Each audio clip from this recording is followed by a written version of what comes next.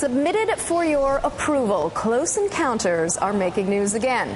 The new sci-fi movie District 9 about a colony of aliens in South Africa was tops at the box office this weekend. And in Great Britain, the release of more than 4,000 pages of documents related to UFO sightings revealed no fewer than 800 alleged encounters over the last 20 years. And the latest issue of Newsweek features a cover story about NASA spending hundreds of millions of dollars to launch a satellite with a telescope to take a closer look at over 100,000 stars in the Milky Way to see if there may be life on any of them. So all of that got us to wondering, what if the 1960s television series The Twilight Zone had it right all along, when they imagined aliens coming to Earth pretending to help mankind, when really... I hope so. I fervently hope so. This is flight number 914 from Earth to our planet. To serve man, it's a cookbook.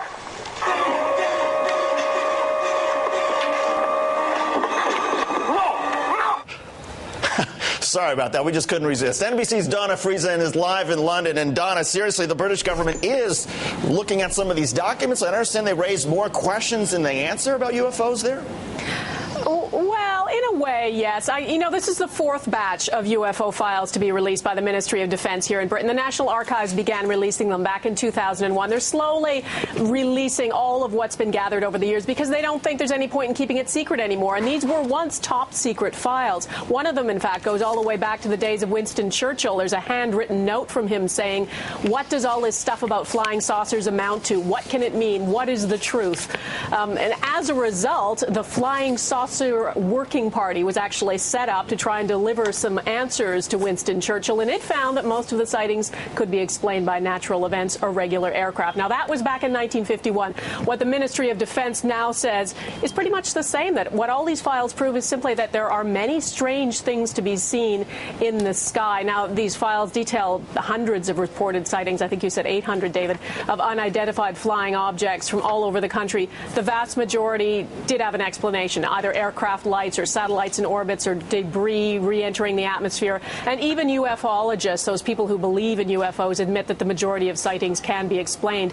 But it's interesting that defense officials admit that a tiny percentage, about 1%, defy explanation. Now, that doesn't mean they believe that they're aliens. It's just that they're unidentified. So I guess that's where we stand. The one thing that's really interesting about all of this, though, perhaps not that surprising, is that every time there's one of those alien movies released, like back in 1996 when Independence Day was released, sightings go up dramatically. There were 5 times more sightings in the UK that year than the year previous, and that was also when the X-Files were hugely popular. So Donna, I guess there's some correlation there, but I don't want to denigrate those people who believe, because I understand there are a lot of them, right, David? When you see government documents and you see that government officials actually sketched out the flying saucers as they were described, and clearly somebody, and you can see the documents right there, somebody had enough of an impression to be able to dictate to somebody else, here's what it looked like.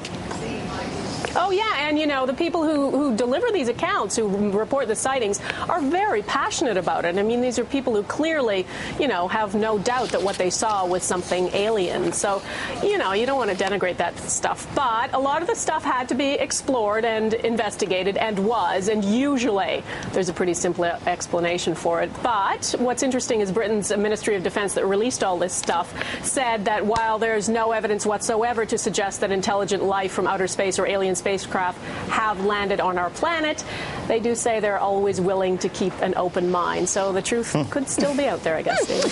NBC's Donna Friesen in London. Donna, thank you so much. And, Monica, it's interesting and worth pointing out that while the British government is releasing their files and their documents, President Obama, who promised to do the same during the campaign, he still has not. So...